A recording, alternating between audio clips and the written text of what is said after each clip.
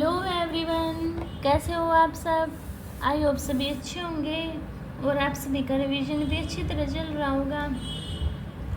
तो देखिए, last video में हम क्या कर रहे थे, हमने यहाँ पर एस्टेट, टीजीटी, पीजीटी या फिर एचएसएससी, सीईटी या अन्य अदर एग्जाम जिसमें हमारा मैथ आता है उसकी हम क्वेश्चन प्रैक्टिस कर रहे हैं। ठीक है, तो चलो स्टार्ट करते हैं बिना देरी किए। देखो फर्स्ट क्वेश्चन में क्या दिया हुआ है, इसमें एक पाई चार्ट दिया हुआ है हमारा। ठीक है, इसमें भोजन 30%, फुटकर 10%, कपड़े 5%, परिवहन 12%, बचत 18%, किराया 20% दिया हुआ है, 25%। ठीक है,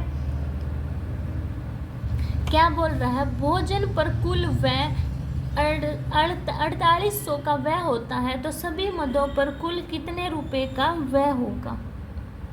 देखो भोजन पर कुल व्यय, भोजन पर टोटल कितना व्यय हो रहा है हमारा, कितना खर्च हो रहा है, 4800 रुपीज़ खर्च हो रहा है हमारा भोजन पे, है ना। और पूछा है कि कुल, तो टोटल पर कितना होगा, ऊपर कितना परसेंटेज दिया हुआ हमारा 30%। तो इसको बस सोल्व कर दो। 30% को क्या लिख सकती हूँ मैं, t मल्टीप्लाई 30/100, है ना। ये उस साइड जाके क्या पलट जाएगा, तो क्या हो जाएगा 100/30। टोटल 0 से 0 कैंसिल आउट, 3 1 जा और 3 6 जा 18, 0। तो इसको मल्टीप्लाई करो तो कितना है आपके पास 16,000। ठीक है, यानी कि 99 क्वेश्चन क्या हो गया मेरा, राइट हो जाएगा। समझ आया सभी को। अभी है 100 क्वेश्चन देखिए, इनमें से कौन सी सबसे बड़ी संख्या है, 2√5, 6√3, 3√7 तथा 2√2। इनमें से हमें सबसे बड़ी संख्या बतानी है। तो देखो 2√5 को क्या लिख सकती हूँ मैं, 2 को अगर मैं अंदर लेके जाऊँगी तो 4 × 5 होगा ना, यानी कि √20। 6√3 को लेके जाऊँगी तो 36 × 3 = 108 हुआ। और 3√7 को 3 को अंदर लेके जाऊंगी तो 9 × 7 = 63 हुआ, है ना। और 8√2 है, 3√7 हो गया मेरा, एंड 2√2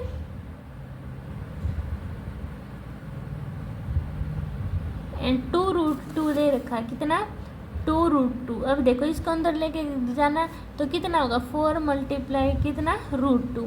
तो इनमें से कौन सी संख्या बड़ी है मेरे पास, ये है ना। और ये किस में से आया है मेरा, 6√3 में से, तो ये इसका आंसर क्या होगा, मेरा आंसर होगा। ठीक है, समझ आया सभी को। अभी देखिए नेक्स्ट क्वेश्चन, ए की वैल्यू दी है मेरे पास 5 + 2√6। तो देखो इसको डायरेक्ट ध्यान रखना, ए की वैल्यू मेरे पास ये दी है, सबसे पहले इसका रूट में निकालो। क्या, देखो ए की वैल्यू है मेरे पास 5 + 2√6, मुझे इसका रूट निकालना है। तो बोथ साइड मैंने रूट कर दिया, 5 + 2√6। अब इसको अंदर को सोल्व करते हैं कैसे। तो देखो इसको कैसे सोल्व करूँगी मैं, इस 2 को 2ab, है ना, 2ab होता है ना। तो देखो 5 तो सेम है, 2a, 6 के ऐसे टुकड़े कर दूँ मैं, क्या 2 × 3। तो देखो ab मान लो 5 है, 2 और 3 ये देखना है हमें, ऐसे टुकड़े होने चाहिए कि इनको ऐड करें ना तो ये वाला आए मेरा। तो देखो ऐड या माइनस करे, कुछ भी करे, ठीक है। तो 5 आ गया, तो इसको मैं, जैसे ये a और b है, तो इसको अगर मैं √2 का स्क्वायर प्लस √2 और √3, है ना। देखो इस पूरे का होल स्क्वायर लिख सकती हूँ। इसको देखो सोल्व करना, √2 + √2, देखो 2 + 3 + 2 और रूट के अंदर 2 × 3 आ गया ना, सेम एज इट इज आ गया। तो इसको मैंने क्या लिख दिया, √2 + √3 का होल स्क्वायर। अब देखो स्क्वायर से रूट कैंसिल आउट, तो मेरे पास √a की वैल्यू क्या आ गई, √2 + √3। समझ में आया प्रोसेस कैसे किया मैंने, ठीक है। √a की वैल्यू ये आ गई। अब मुझे 1/√a की वैल्यू निकालनी हो ना, तो इसका रैशनलाइजेशन करना पड़ेगा। तो हमें करने की कोई भी ज़रूरत नहीं है, तो इसकी डायरेक्ट क्या कर देंगे हम, साइन चेंज कर देते हैं, ठीक है। जब इनके डिफरेंस क्या हो 1 हो तो साइन चेंज कर दिया, तो ये आ गया। अब मुझे a प्लस 1/√a निकालना है। तो देखो √2 प्लस √3 प्लस √2 माइनस √3, √3 से √3 क्या हो गया, देखो कुछ बच्चे ऐसे करेंगे, मैंने भी जैसे मिस्टेक कर दी। क्या करना है, जैसे जब इसका मैंने रैशनलाइजेशन किया ना तो बड़े वाली संख्या आगे आ जाती है, ठीक है, √3 माइनस √2, ठीक है। तो क्या हुआ, √2 प्लस √3 और प्लस में √3 माइनस √2, तो √2 से √2 कैंसिल, √3 प्लस √3 2√3 आंसर आएगा। तो देखो इसका आपको रैशनलाइजेशन करके दिखाती हूँ मैं। √a का √2 प्लस √3 दिया, तो देखो इसका कैसे करना है, मुझे 1/√a बनाना है, तो इसको 1/√2 प्लस √3 लिख सकती हूँ, है ना। तो इसको ऊपर नीचे √2 माइनस √3,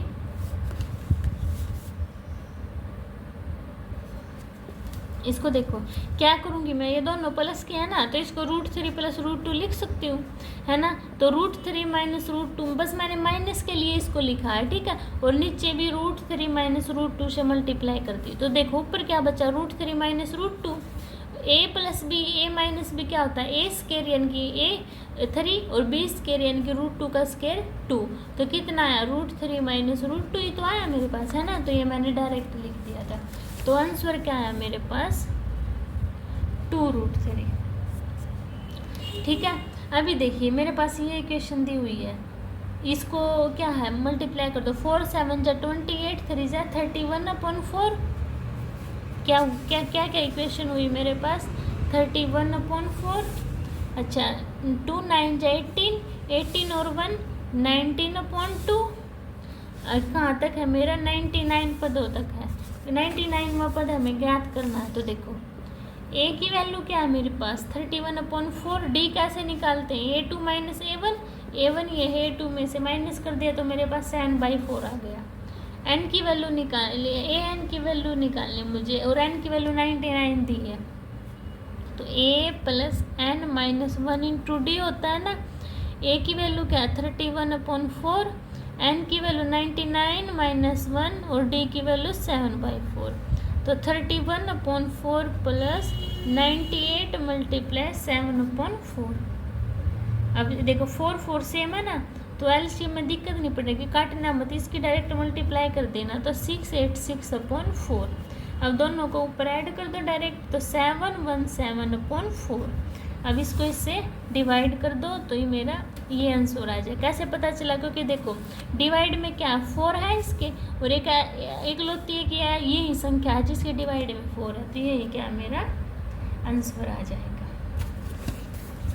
क्लियर हुआ सभी को, ठीक है। अभी देखिए नेक्स्ट क्वेश्चन, यदि किसी वस्तु के 4/5 भाग का मूल्य 16,800 है तो उसके 3/7 भाग का मूल्य क्या होगा। तो देखो क्या बोल रहा है, किसी वस्तु को x मान लिया, उसके 4/5 भाग का मूल्य कितना दे रखा है, 16,800 दे रखा है, तो ये उस साइड जाके क्या डिवाइड, ये पलट जाएगा बस, है ना। तो 5/4 काट दो, 4 4 जा 16 और 4 2 जा 8 0 0, तो 42 5 जा 21000, ठीक है, इतना आ गया। अब क्या बताना है, इसके 3/7 भाग, तो 21,000 का 3/7 निकालना, 7 3 जा 21, 3 0 आ गई, मल्टीप्लाई कर दो तो कितना आ गया मेरे पास, 9,000 मेरा आंसर आ गया। ठीक है, समझ आया। अगर आपको किसी क्वेश्चन में डाउट होता है ना तो आप कमेंट सेक्शन में बता देना, मैं आपके डाउट क्लियर कर दूंगी, ठीक है। आंकड़ों, ये हमारे पास आंकड़े दिए हुए, इनका माध्य बताना है। तो देखो इनको सबसे पहले हम क्या करते हैं, असेंडिंग टू डिसेंडिंग ऑर्डर में अरेंज करते हैं, ठीक है। तो देखो क्या आया मेरा, सबसे पहले 23 34 39 45 54 54 56 78 84, ये आ गया मेरे पास, ठीक है। तो देखो इन गिनो टोटल टर्म कितनी है, 1 2 3 4 5 6 7 8 9 टर्म है, यानी कि ओड हो तो n+1/2 करते हैं, यानी कि 9+1/2 तो 10/2। कौन सी आ गई मेरी फिफ्थ टर्म। तो गिनना 1 2 3 4 5, फिफ्थ टर्म क्या है मेरे पास 54। तो यही मेरा क्या होगा आंसर होगा। ठीक है, अभी नेक्स्ट क्वेश्चन देखिए। अभी देखिए 105 क्वेश्चन क्या दिया है, दो प्राप्त संख्याओं का एलसीएम 36 है, उनका योग 30 है, तो वो दोनों संख्याएं ज्ञात करनी है। तो देखो सबसे पहले ऑप्शन से उठाओ, योग कितना 30, इनको ऐड करेंगे 30 आया नहीं, इनको ऐड किया 30 आया, इनको ऐड किया चलो 30 आया। अब देखो एलसीएम 36 होना चाहिए, 21 की टेबल में 36 आता है तो कैंसिल आउट, नहीं 26 में आता है ना, तो एक लौता यही तो ऑप्शन बचा, तो यही मेरा आंसर हो जाएगा। क्लियर हुआ। अभी नेक्स्ट क्वेश्चन देखिए, यदि किसी कोण का संपूरक कोण 98 डिग्री हो तो कोण का माप ज्ञात करना है। तो देखो संपूरक कोण मेरे पास 180 का होता है, एक कोण इन्होंने 98 का दे दिया, तो दूसरा किसका होना चाहिए जो 180 के बराबर हो। तो 180 में से 98 माइनस कर दो, करना माइनस कितना है मेरे पास 82 है ना, तो कितना आंसर है मेरा 82, डायरेक्ट ऐसे निकाल लेना। ठीक है, समझ आया। अभी नेक्स्ट क्वेश्चन पर चलते हैं। क्या दिया है, यदि कोई दो संख्याएं तीसरी संख्या की क्रमशः 20% और 50% है, तो पहली संख्या दूसरी संख्या का कितना परसेंट होगी। देखो पहली दूसरी तीसरी दो संख्याएं तीसरी संख्या की क्रमशः, तीसरी संख्या की क्या है क्रमशः 20% और 50% है, तो पहली संख्या दूसरी संख्या की कितनी परसेंट होगी। तो 20/50 मल्टीप्लाई 100, तो 0 से 0 कैंसिल आउट, 5 2 जा 10 और 0, तो 20 2 जा 40, तो कितने परसेंट हुई वो 40% होगी। समझ आ गया। अभी ये क्वेश्चन देखिए, a माइनस बी का whole square upon b minus C और c minus A plus b minus C का whole square a minus B C minus A plus c minus A का whole square a minus B और b minus C, ये हमें find out करना है। तो देखो इसको देखो पूरे को ये मान लो, देखो a square plus b square plus c square, इसमें मैं क्या करती हूँ देखो, इसमें देखो b माइनस सी सी माइनस ए, इस पूरी इक्वेशन को a माइनस बी से मल्टीप्लाई कर देती हूँ, इसको b माइनस सी से यानी कि ऊपर नीचे, और इसको c माइनस ए से, तो क्या बना मेरे पास a माइनस बी का cube upon a minus B b minus C c minus A बन जाएगा।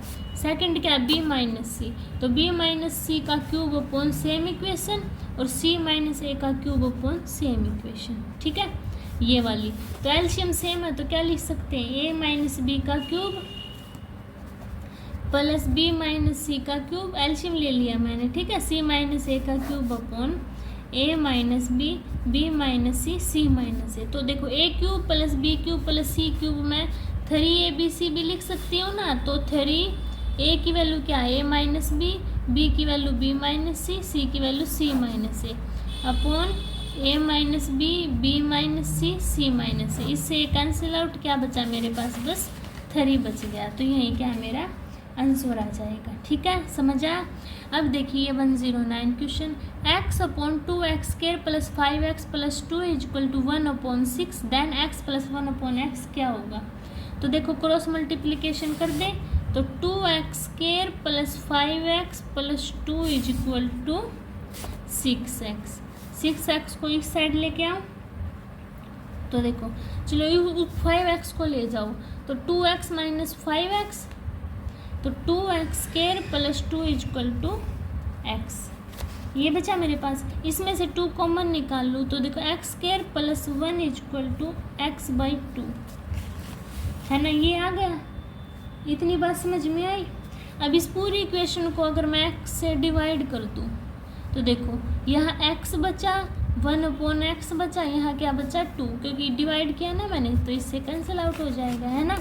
तो देखिए इसमें डिवाइड किया था इससे ए और 1/x, तो x प्लस 1/x क्या है मेरे पास 2, 1/2, क्योंकि 1 है ना ऊपर, तो क्या है मेरा 1/2। बी ऑप्शन क्या है मेरा राइट है। ठीक है, नेक्स्ट देखिए, यदि x plus Y equal to 1/xy हो तो 1/x³ y³ minus x³ minus y³ का मान क्या होगा। तो देखो x plus Y equal to 1 दे रखा है, तो x प्लस वाई इसको इस साइड लेके जाऊँ तो 1/xy हो गया। अब इन दोनों को क्या है, इसको क्यूब से डिवाइड कर दो, क्या मतलब x प्लस वाई का cube equal to 1/x³ y³। ठीक है, अब x प्लस वाई का क्यूब सोल्व आउट करूँगी तो x³ plus y³ plus 3xy और x प्लस वाई। अब देखो अब क्या करती हूँ मैं, उस साइड क्या है 1/x³ y³ है, और इस पूरे को इस साइड ले x³ माइनस y³ इस साइड ले जाती हूँ, तो उस साइड क्या बचा मेरे पास 3 और 3xy और x प्लस वाई, ये बचा ना। अब देखो xy और x प्लस वाई किसके इक्वल है, ये 1 के इक्वल है, तो अकेला क्या बचा मेरे पास 3, तो ये क्या मेरा आंसर हो जाएगा। ठीक है, समझ आया सभी को। अब ये देखो 3a प्लस 1 का whole square plus b minus 1 का होल स्क्वायर 2c माइनस 3 का होल स्क्वायर इक्वल टू 0 हो तो 3a plus b plus 2c का मान ज्ञात करना। तो देखो इन क्वेश्चन में इसको सोल्व आउट करने की जरूरत नहीं है, स्क्वायर यानी ये ले लो 3a प्लस 1 0 के इक्वल ले लिया, तो 3a इक्वल टू -1, a की वैल्यू क्या है -1/3, b minus 1 equal to 0, b की वैल्यू 1 और 2c minus 3 equal to 0, c की वैल्यू 3/2 ज्ञात करना है मुझे 3a plus b plus 2c। a की वैल्यू 3 क्या है, देखो 3 मल्टीप्लाई -1/3 1 और 2 मल्टीप्लाई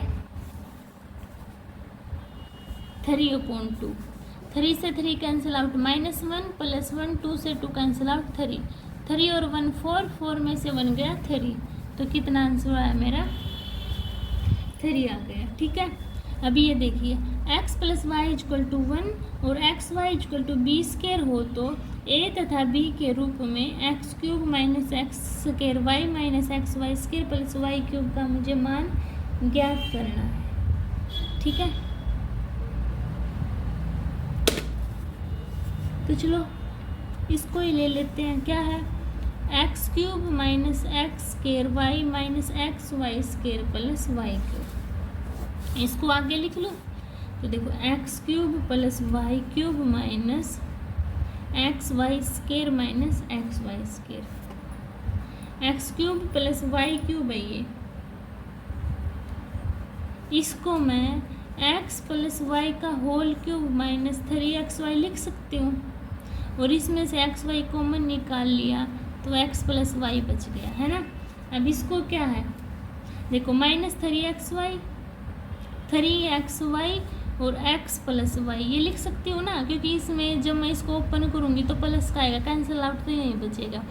अब देखो x प्लस वाई का whole cube 3xy x plus minus minus है तो -4xy x प्लस वाई हो जाएगा है ना।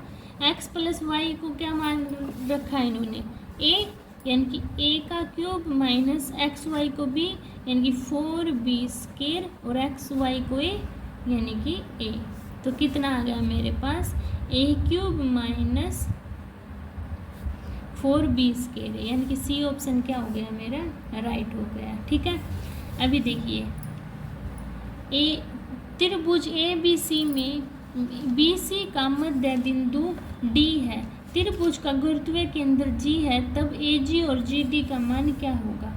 तो देखो अगर मेरे पास कोई त्रिभुज ABC है और इसका मध्य बिंदु D है, ठीक है, जब इसको ऐसे डिवाइड करता है G का गुरुत्वीय केंद्र तो ये 2:1 में होता है हमारा। ठीक है, यानी कि सी ऑप्शन क्या है मेरा इसका राइट होगा। अभी देखिए नेक्स्ट, यदि L एक त्रिभुज ABC का अंत केंद्र है और ए 60 डिग्री है हो तो बी आई सी कैसे ज्ञात करना। तो क्या फॉर्मूला होता है, 90 प्लस ए बाई 2 होता है। 60/2 कितना 30, तो 90 में 30 ऐड कर दो, कितना है मेरे पास 120, डायरेक्ट निकाल देना। ठीक है, अभी देखिए पी केंद्र वाले एक वृत्त के व्यास ए बी के छोरों पर स्पर्श रेखा खींची गई है। यदि बिंदु सी पर एक वृत्त की एक स्पर्श रेखा अन्य दो स्पर्श रेखाओं का क्यू तथा आर पर प्रतिच्छेद करे तो क्यू पी आर का माप क्या होगा। तो देखो पी केंद्र वाले वृत्त का एक व्यास, ये पहले इसका डायग्राम बना लेते हैं। ये मेरे पास सर्कल हो गया और ये पी क्यू वाले एक वृत्त के व्यास पी, ठीक है। और यहाँ से ये थोड़ा सा ऐसे बनेगा, ये आर होगी, ये क्यू, इस स्पर्श रेखा खींची गई आर और ये सी तक जा रही है। ठीक है, ये यहाँ तक अंत केंद्र बन जाएगा। ये भी रेडियस, ये भी रेडियस, ये भी रेडियस। ठीक है,